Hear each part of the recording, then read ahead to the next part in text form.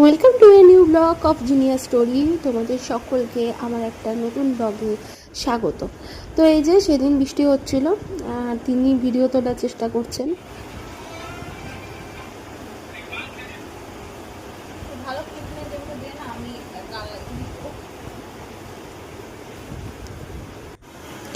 একটা নতুন জিনিস দেখলাম, যেখানে যেমন মেঘ সেখানে সেরকম বৃষ্টি হচ্ছে।